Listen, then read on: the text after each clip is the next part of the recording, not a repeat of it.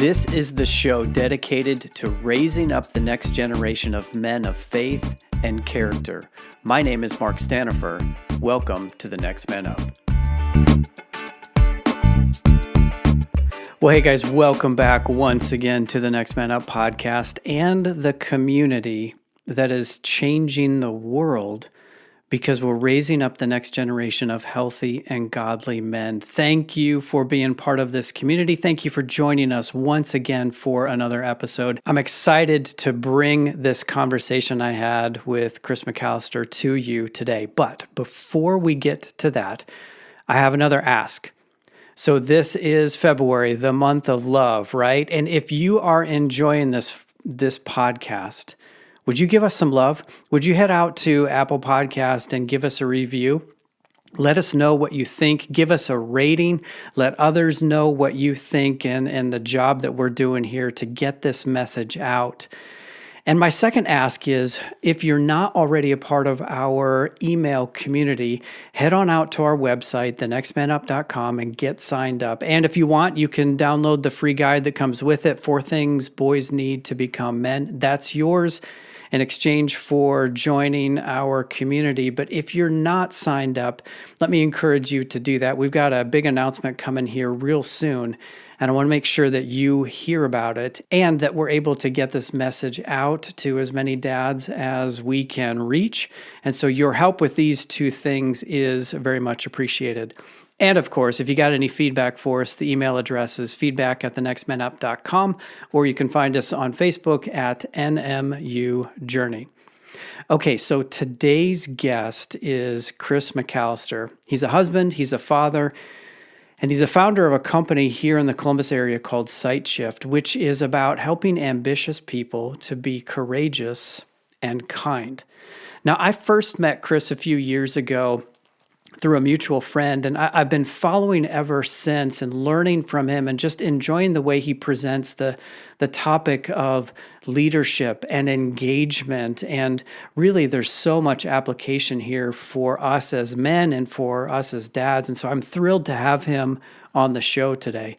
Now, what you're going to hear is from early on, Chris's heart and his mind were wired for leadership, but his ambition and his success early in life really fueled his identity. It became who he was until it didn't work anymore. And circumstances forced him into a desert season of life and into a life-changing discovery of who he really was.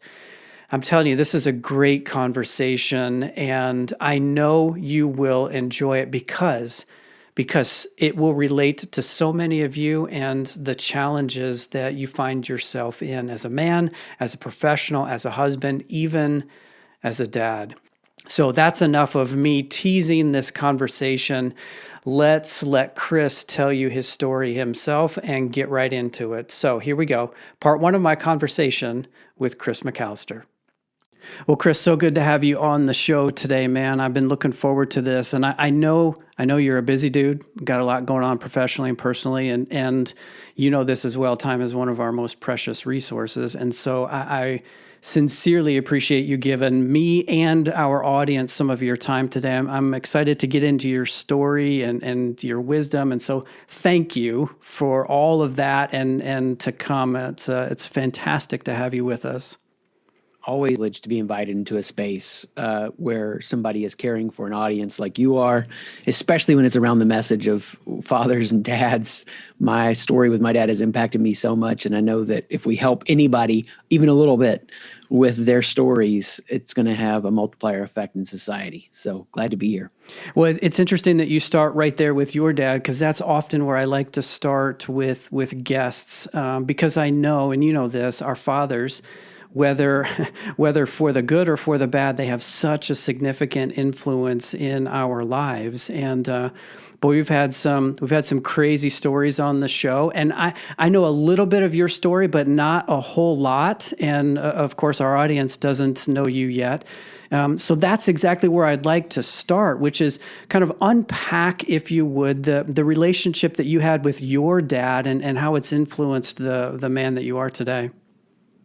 To give context, I think it'd be important just for people to know, because this will shape some of the real defining moments, that I grew up in the home of with my dad, who was a pastor, or is a pastor, but at the time he pastored big churches. He was always on TV and radio, broadcasting the services, also TV and radio for commercials.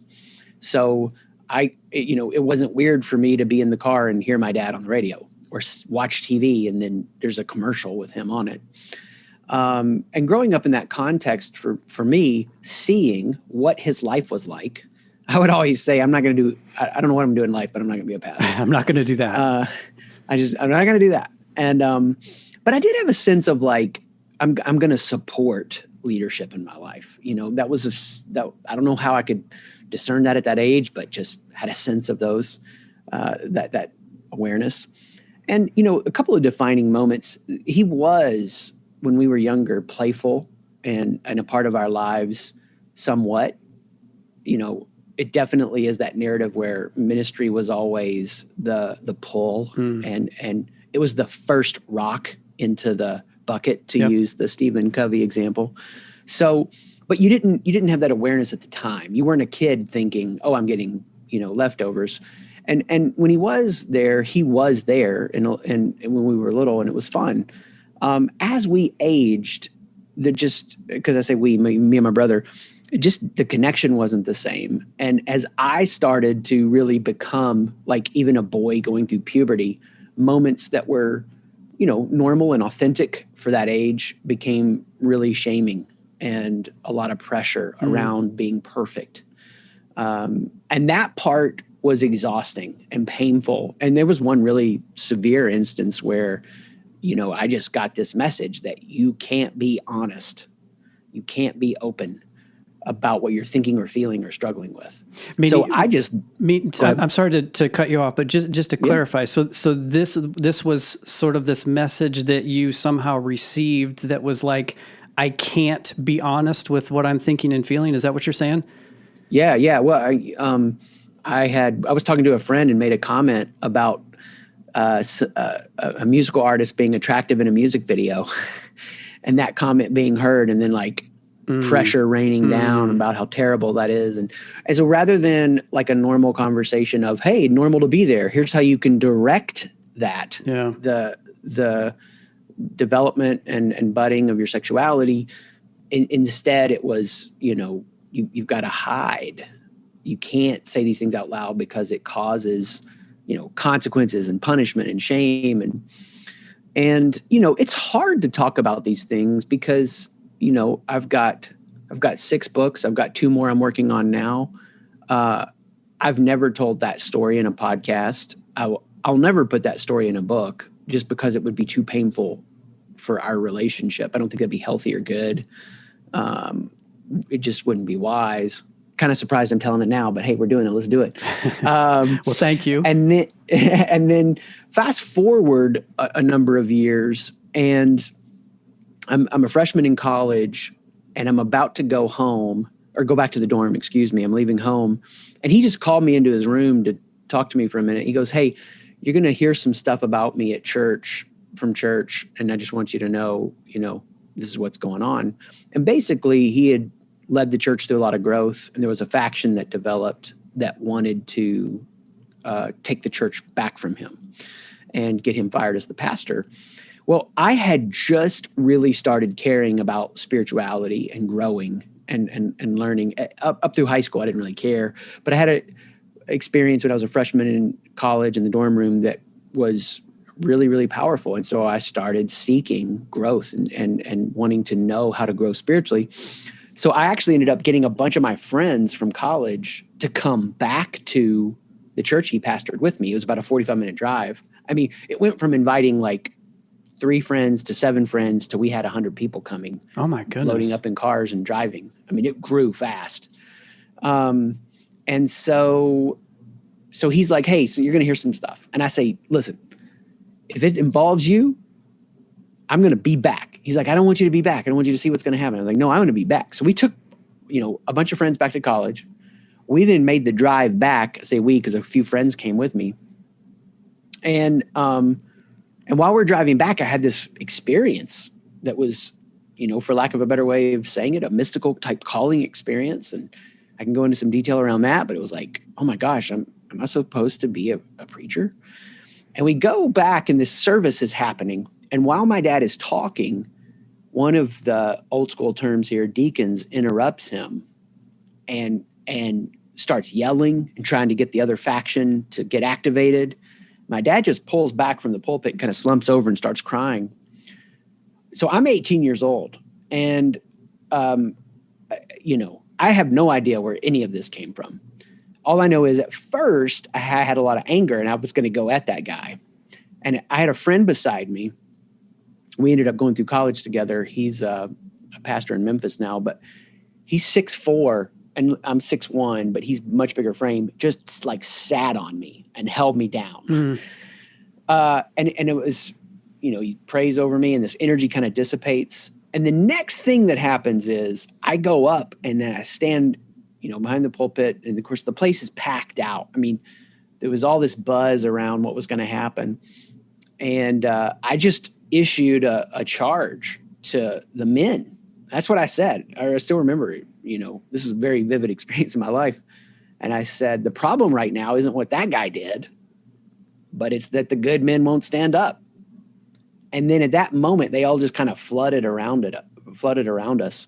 And that shifted, if you want to think about it from a leadership standpoint, the change management energy of the whole process.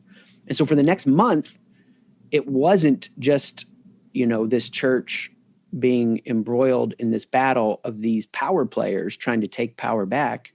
And this is the dark underbelly of church. And, anybody that hasn't grown up in that world and been in spiritual leadership has no idea, this plays out all the time. Yeah, that's right. It's always there. I mean, it's why I can walk into an organization or company now and smell things in the leadership culture in seconds. So you have this next month where this battle just plays out. And it was like a vote. It came down to a vote mark where it was like, 1,530 people to 1,590 people. I don't even remember the exact numbers, something like that. But by like 40 or 50 votes, he stayed. Half the staff were a part of the split. They were writing paychecks real quick out of the business office. It's insane. Drama. All the details of this. And I have never told this story on a podcast and that I know of. For sure, it's never been in a book and wouldn't be, just with my dad's relationship and where we are. Because what happened is at that time, I could only see it through the lens of they're wrong, he's right. Yeah. I went back to work with him at 25 and was a pastor for a while. I saw, whoa, maybe they weren't, maybe it wasn't all them. And I could go into a lot more detail about that. But as I started to see that and understand that, that was truly disenchanting, if you will. And so much of my life since then, I can make sense of things so much more than I could then, at 18 and 25, where I am now at 43, I can look back and see a lot of the psychological factors and everything else. But for me, all of these moments, a couple of these stories here, massive shaping influence in my life, and not necessarily bad. All experiences are what they are. They embed beliefs in you. They make you better. They make you worse. And you got to be able to disentangle that and figure that out. And so you can, grow from it. And I have done a lot of growing and had to do a lot of growing. It accelerated from there to where I worked with him for a few years. And the plan was that the church was going to be the reins of the leadership were going to be handed off to me. That was a plan. And I led the staff. I was like the main number 2 leader. I started preaching a lot when he wasn't there. All of the big operation was headed towards that path. And then I sat on his porch at age 29 or 30, I can't remember now, and said, I'm not going to be the next guy. I got to go do my own thing, find my own way. Because at that time, I was so caught up in the orbit of who he was that I didn't know who I was. And then stepped away from that and went through a lot of pain and hardship to figure out who I was. There's tons more I could say about that, but it seems to fit the context of this show. Yeah. So maybe in a different context, we can tease some more of that story out because now you got me curious. But I want to ask a question because there's the more I talked to guys, the more I realized there's a couple of points in life where there's like these steps forward, or these transition points. And obviously you had a lot going on between 18 and 30. And it's a pretty pivotal and developmental decade or so in the life of any person. But all of that kind of getting to this question, was there a point anywhere along that spectrum or that continuum where you felt like, boy, I think I've now arrived at being a man? Like where you cross that threshold from, I no longer feel myself as a boy, I feel myself as a man. Well, I felt it in a false way. I mean, at age 24, 25, and I'm professionally, I'm like as advanced as I could be at that age. I think I'm preaching to a TV and radio audience, leading through massive fundraising and building campaigns. And, we had I won't name the name, but at the time, one of the major stewardship companies, we had hired them to help us raise the building payment every year because we moved into this massive facility and they weren't getting it done. We weren't getting it done either, but we were hitting half the number we needed to. So when I was put in charge, we fired them and I paid to get me and a few of our top staff trained, and we ran our own campaigns and hit the number. So there were a number of experiences professionally where, I felt empowered. I was leading a staff. I was, the executive leadership competency, because most of my experience was very much leadership heavy. The few times I've pastored, and it was about a total of 17 years, it was leading churches through turnarounds. So we're buying property and building a building and whatever. But so for me, there was a lot of executive competency developed that at age 25, I was starting to put these skills in place so that by age 28 and 29, I was far down the path of where you would think you would want to be professionally. But I wouldn't say that I was a man looking back at that moment now, because nothing I think has been empowering to me as coming out of that, stepping out on my own, having some ownership in real estate, which is a story that I tell a lot more publicly, that, did have wealth from that, was living in our second custom dream built home. And none of that made me feel as good as I thought it would. I thought it would feel amazing, and it didn't. And then we lost it all with the real estate crisis. And then I'd kind of had success building and growing, and then I had no success, and we're about to get evicted from a house that we're renting. And going through that period and learning to suffer and do hard things and not compromise my character and be there for my family still, that was the beginning for me of feeling like a man. And then now to hit a troubled spot and to be able to, in the company, build and sell my way out of that, that's an empowering feeling. So I think for me, the journey to skill acquisition got activated, and I was growing like crazy in my 20s. But the real journey to deep character formation and manhood really was more about my 30s. My 30s were harder than my 20s. And my 20s had crazy experiences. I mean, I'm shortcutting a lot of the stuff that happened working with him. I mean, it was some bananas stories. And I think that's the thing that, like, we know this society-wide. We don't have any process of initiation in culture anymore. It's why I can't stand to go to a high school graduation. And this sounds terrible, and maybe I'm going to alienate myself from some of the listeners, but I can't stand a high school graduation because somebody gets up and says, "We did it. We're adults now." And I'm just like, we have sold them a lie that you can figure out how to answer C on a standardized test when you don't know what the answer is. And that's what makes you an adult, and we depend on institutions for this transition into adulthood. And now and we see this because we work with, companies where they're hiring 40, 100, 200 people, and they're hiring from, a base of people that tends to be younger that haven't been developed. Yeah. And they have a crisis. And what's happened now is the corporate institutions are carrying this responsibility for an initiation into adulthood. Well, if you let them define adulthood, and we work with these companies, I'm not saying they're bad guys or bad gals, but if you let them define this transition into adulthood, it's going to be defined on what serves the company best. Just to kind of backtrack a little bit around like that, when did you become a man? What I hear you say is you were doing adult-like activities in your mid-20s, but it looked an awful lot like your dad. And then had this sense or this space or this opportunity to break away and discover who Chris really is, not who Chris's dad is or who Chris's dad wants him to be or who Chris thought he was supposed to be because ...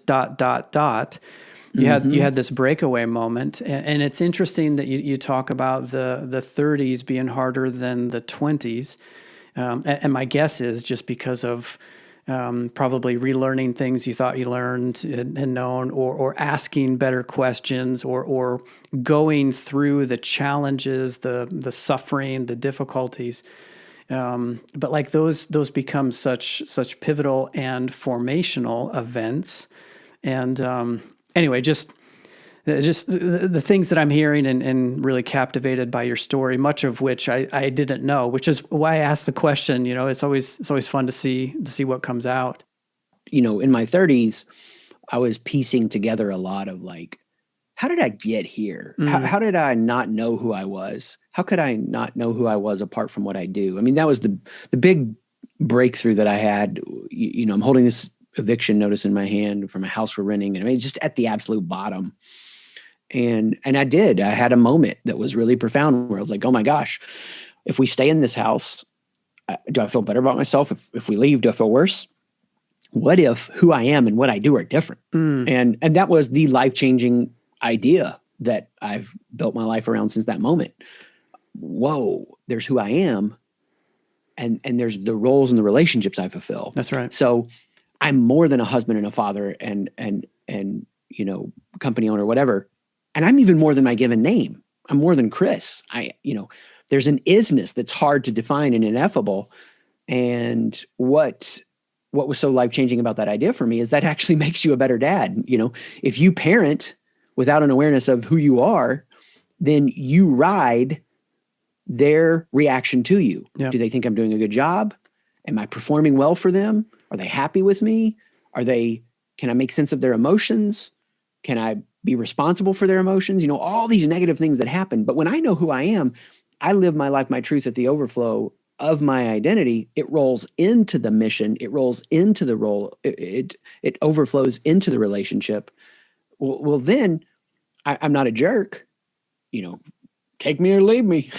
Instead, I try to meet you where you are. I listen, I tune, but I'm also going to have a vision and a direction. And, so for me, what was really powerful was waking up to that. And then I just couldn't get enough information. I ended up completing a dissertation around all this. And as I started to peel back all these layers, I found all of these messages that were there throughout the world in a lot of different wisdom traditions, even the one I was raised in, that nobody had ever taught me or highlighted. And so one of them to me is just Samuel and Eli, where it's this idea that Samuel represents, the youth, the young. He's probably about 9 years old when we catch up with the story. Eli represents the tradition, the strength, the cultural heritage.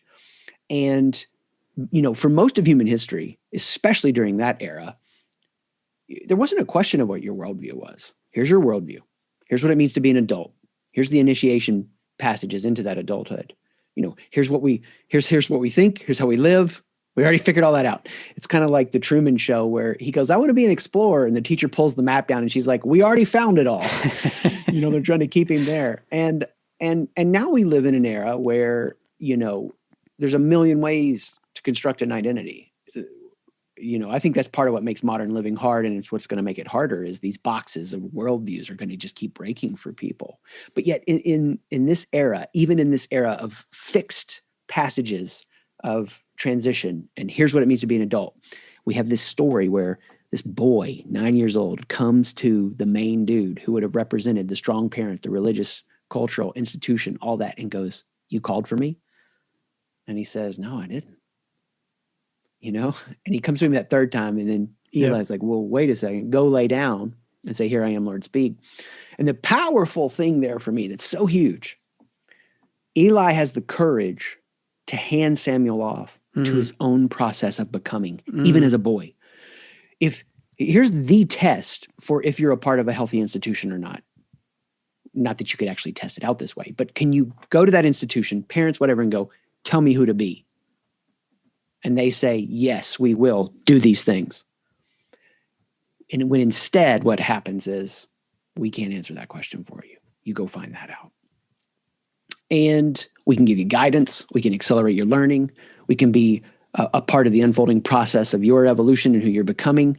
But even as we give that advice, we're not going to do it in a heavy-handed, pressuring, forceful way, And when you're doing it at that age, you have much less intense fights later because you're already helping them become. And, I just think that we have a model in our society, religious, cultural, college, parents, political, all that. Where are the institutions that are saying, "We're going to help you become who you are. We're going to help you find your own internal compass. We're going to help you find your own center point, the voice within," however you want to define all that. And that for me is what makes parenting so thrilling and exciting. The goal is not to tell them who to be. It's just to come beside who they're becoming. And I think, for me, discovering that, at age 31, 32, 33, and I'm starting to write books on this and help people with it, and people start coming to me for help.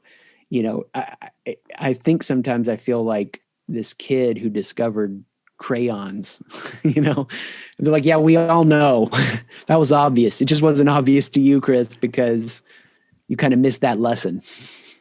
Yeah, that's a funny analogy, but Chris, it makes me also think of something that I've heard recently, which is it's incumbent upon the next generation to relearn and rediscover what the previous generations have already learned and discovered.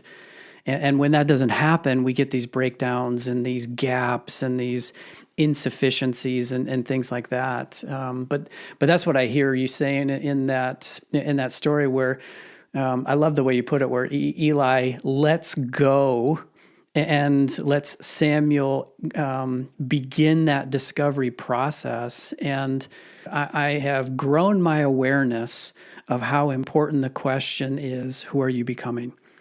And the sooner in life we can answer that, and of course our mission here is fathers and boys, but it's well beyond that. The sooner we can answer that in life and create that awareness around how big that question is and how important that question is, the sooner we'll be able to get to the mission for which we were created. Well, and what's powerful about what you're saying is when you have the guiding North Star of the character traits of who you're becoming, the doing takes care of itself, and this has been said before, but most people build a life around, what do I want to do so that I can have, and I'll finally be. But instead, if you go, okay, who am I becoming? Who do I want to be? And out of that being, the doing is a natural result, and the having takes care of itself. And the crazy part about the Samuel Eli story to me is this: when Samuel hears, what does he hear? The way Eli is doing it has to stop. And that is, why we're so stuck right now, because in the institutions I observe, and most of what we do is working with companies, but I have such a background in other institutions also, religious ones. I was a professor for a while. I've seen all that up close, and across the board, you have Eli not only not handing Samuel off to find who he's becoming. But you do not have an Eli that has the courage to hear what the Samuel has to say. You know, after I remember reading this last year, the year before, from this really smart thinker, and he was like, after 40, your existence is to help make meaning for younger people. And I really found that profound, because there's such a worship of youth culture in our society that makes the old irrelevant. And, and I think that we can learn from other traditions. I mean, the Navajo Indians, I think it's the Navajo, you would go out on a vision quest, you starve, you don't eat for a few days, and you have a vision. And you see all of this in all the traditions. I mean, you have these kind of stories in the Bible, but then you come back and you tell your vision to the elders. And what do the elders do? They act out your vision. And it's this way of saying, we habitate this vision with you. We co-create this together. And honestly, part of the reason, and I didn't highlight this as much because it wasn't where the conversation was going, but it was like a double-edged sword with my dad, because he did give me a lot of space, working with him to dream and run into the future. And I definitely screwed up too. I mean, to be 25, leading a church through transition, man, I have made every kind of vision mistake you could make. I've killed momentum. I've done so many things wrong because I wasn't ready to hold that space. Yeah. That's a really powerful thing about Samuel and Eli that I think people forget, that, when the vision's heard, it's not going to be the vision you want, because they're different. It's a new wineskin. And so you're not going to get that new wine without a new structure. Well, guys, I hope you're enjoying listening to Chris share his story and unpack his life experiences as much as I did in the conversation. There are a number of themes that came out in this first part, such as a draw on his part to really support leaders at a young age. And in the second half of the conversation, we'll see how that really is playing out in the work that he's doing today. This idea of developing a false sense of manhood, that was an interesting part of our discussion. And then really maybe what stands out the most is this life-changing question that he encountered in that desert season, which is this: what if who I am and what I do are two separate things? Powerful stuff, and I'm excited for you guys to hear the second part of this conversation, because we get further into the process that Chris is using professionally to help leaders work through their own transitions, and the reality of how much that really applies to us as leaders, as dads, and as husbands, and the work that we do in the home with the family.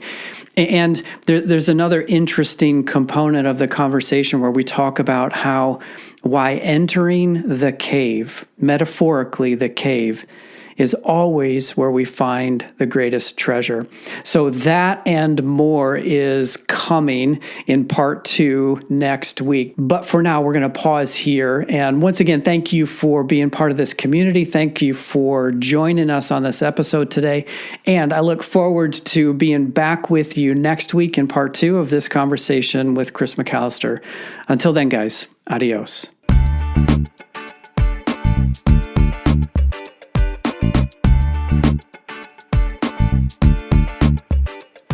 Hey, listeners, thanks for journeying with us on this Next Man Up podcast.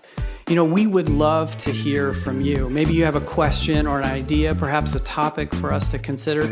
If that's you and you want to reach out to us, you can get us at feedback@thenextmanup.com. That's feedback@thenextmanup.com. Again, we'd love to hear from you. Until next time, we'll see you later.